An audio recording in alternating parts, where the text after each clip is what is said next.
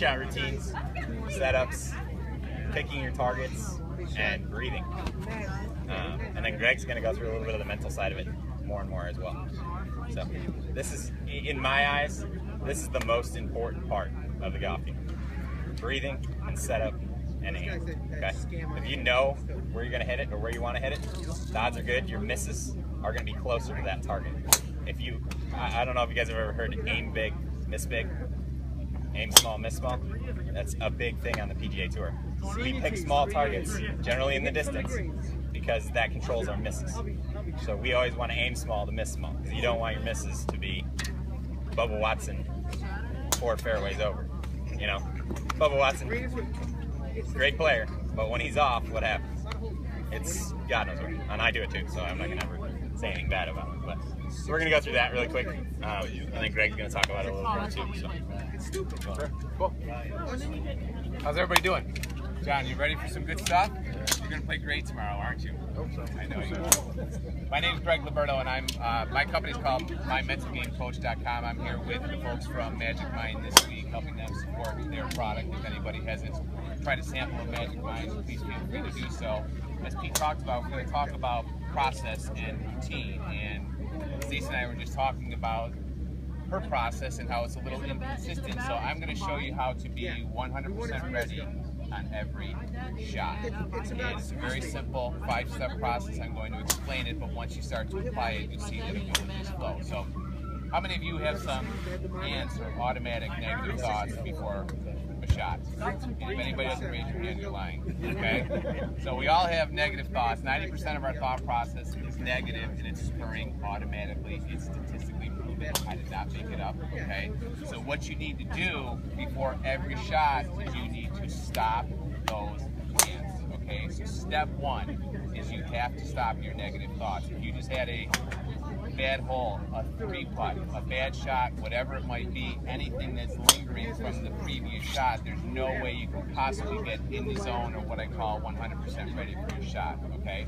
So you have to first stop your ants. And one of the best ways to do it is to, number one, be more aware of the fact that you're having a negative thought, okay? That's one of the biggest problems is we just let that negative thought persist and we grab our club and we walk up and we hit it. We're not even close to ready. Okay, so step one is you have to stop the negative thoughts. And one of the best ways to do it, like I said, is number one, you need to be aware of it, but you should physically stop moving.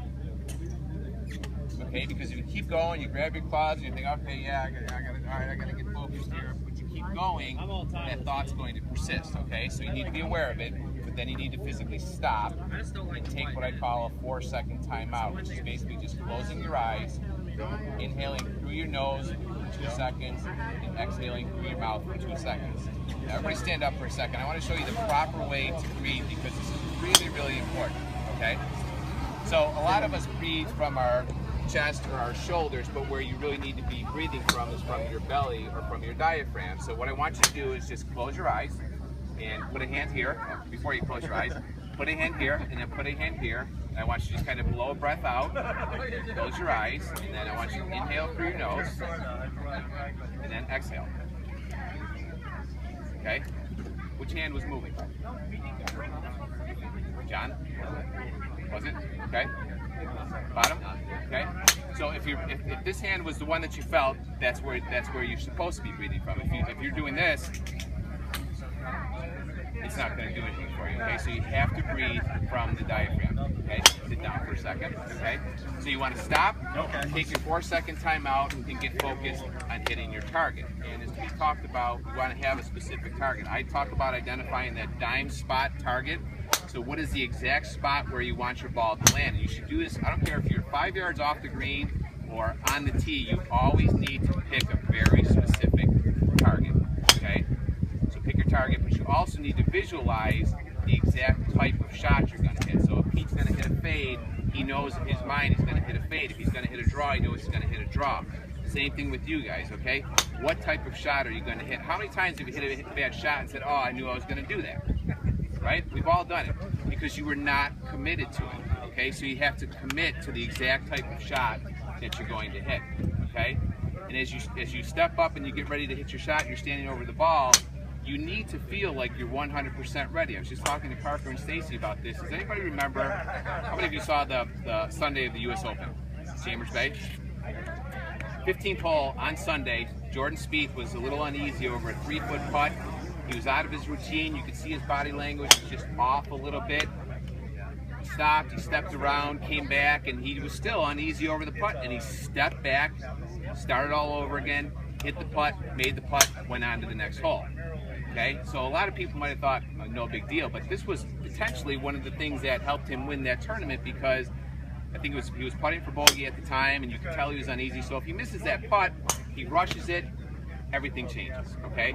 So you have to be what I call 100% ready standing over the golf ball. And if you are not, you step away and you start your process. No, he's not telling you to be Sergio Garcia and do this 1,000 times though. No, you want because we don't want to encourage slow play, right? Right. You want it. Yeah, this might sound like I'm going through a really long, lengthy process, but once you do it and once you get in the habit of doing it, it's very, very simple and everything can go very quickly. Okay. But if you're not 100% ready standing over that golf ball, step away and start over. Okay. And when it's time to hit, Stacy, what are we going to do? Is our mind going to be thinking of swing thoughts or nothing? Nothing. Okay. So you want to be completely void of thought standing over the golf ball, and when you're going through your motion, it's just clear thoughts, okay? So I always use the analogy, if I throw you a ball and you react to it, you're not thinking, well, I have to raise my arm and I have to squeeze it at that precise time to catch it. You just do it. It's the same thing with your swing. Once you're prepared and you're 100% ready standing over the golf ball, all you do is swing, okay?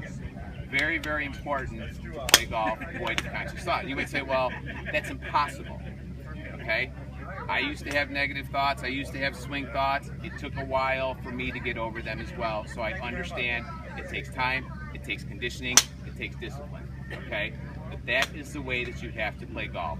100% ready, zero swing thoughts, just swing, okay? The other thing that I want to just throw in before Pete's going to demonstrate his process is communication in golf is everything, okay? We all say things like, don't leave it short, don't choke, don't chuck it, don't chunk it, okay? So we're always, anytime you start a sentence with the word don't, you're sending the wrong message to your subconscious. So what you should be saying is things such as, get focused, hit my target, visualize my shot, just swing, relax, okay? You want to send a positive message to your subconscious every single time before you hit the ball. And then when you're getting ready to hit, everything goes away, and it's just a swing. Okay? Here's a perfect example. How many of you step up to a hole that's got water down the left-hand side and say don't hit it in the water, and they hit it in the water? Why'd you hit it in the water? Come on. What was the question? When you step up to a hole, there's water down the left-hand side, you say don't hit it in the water. Where's the ball usually go? I don't. I say don't hit it in the bunker on the right. Yeah, where's it go? In the water. Because that seed was planted, right? You're there. You know it's, But 90% there. of the time, where do you hit it? Or what's the line it's going on? Water, at the water, right? So you want to think about playing golf with blinders on. Yeah. Okay. You know, you've seen Tiger back when he was in his prime. He used to get over his putt. And he used to do this, right? It's the same thing when you're out there. It's like you want to block out all that extraneous noise and all those extraneous factors that are going to creep into here and cause you to hit an errant shot. Okay. So don't say don't. Get focused on hitting your target and not everything else, but most importantly, start playing golf 100% ready. And if you're not ready, back away, start your process all over again. And this is where you practice it, out here. You guys hitting balls? I see day in and day out. I practice every day for 8 hours, 8 to 10 hours every day. The one thing I see on the range is people just step up, hit balls, step up, hit balls, step up, hit balls. It doesn't do any good. You're A, not learning anything. B, you're creating bad habits because you're replicating a bad swing over and over again. And C, you're not thinking about what you're doing, you're just hitting the guy. You know, you need to go through a process every swing because otherwise it's not actually practice. You know, I could sit out here and hit 1,000 balls in a row, but did I learn anything? Did I create any good swings?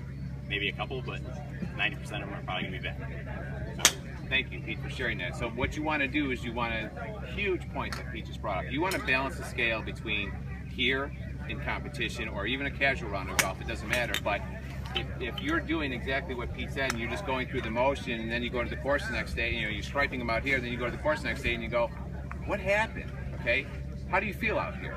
You're relaxed, there's no consequences to your shot. If you hit a bad one, that's okay. You're hitting 6-iron after 6-iron or driver after driver, so you're in a groove, you feel good, you're relaxed. On the golf course, it's the exact opposite, right? There's consequences. You're putting a different club in your hand every single time. There's a different shot shape that you need to hit. There's a different target every single shot. So what Pete just said is very, very important. I always teach the concept of switching up. You know, it's different if you're going through a swing change, you're really trying to get it and you want to work on that particular club to really get it. But if your swing is okay and you're coming out here to practice, you should have either a different club in your hand in every shot, going through your process, or minimally hitting a different shot shape if you're going to stick with the same club, okay? Different targets. You want to be changing it up. I call it simulate to stimulate. You want to stimulate to stimulate. You want to stimulate your mind, get more creative out here so you can simulate what happens out on the golf course. How much do you teach your students on the golf or on the driving range to pick fairways when they're hitting woods? All the time. All the time. It depends when on I'm whether they're working on the I'm swing. picking flags. That's my fairway. Okay? And honestly, you can, so I could play a golf course but never actually seen the golf course. Just by the scorecard, I can say, hey, I know I need to hit this shot on this hole. So I can practice, go through a whole practice round on that golf course, right on this driving range, without actually seeing that golf course. Because I know where I need to hit it, and then when I get to the golf course, I just created a game plan. Because I played the golf course up here, I'm comfortable on the actual golf course without playing. And that happens a lot with us on tour. You know, I have conditional on the web, so I don't get to play every single event. So some Monday qualifiers, I have to fly into the day before, no practice round, just go out and play. We try not to do that, but it happens. So what's the easiest way to do it? Well, if I know I have a busy week ahead, I practice that golf course on the driving range the day before. Or I'll go out on the golf course that I practice out on a regular basis, and I'll pick holes that I know on that golf course are going to give me trouble, and I play those holes on my golf course. I just make those holes out of my golf. Does that make sense? So that's another way to prep, you know? Not all you guys are going to be out here playing tournaments, so it's probably not as relevant to you guys, but you can do that out here on the driving range. Make it fun. If you're out with your friends, pick targets, go through your routines. Routines. My golf coach pounded that into my head for years and years and years. Routine. And now I know if I step up and my routine's not the same, something's off. I usually step back.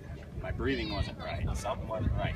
Breathing is so important because if I'm not relaxed, or if I'm not breathing properly, something's going through my head to stop my breathing from doing that, right?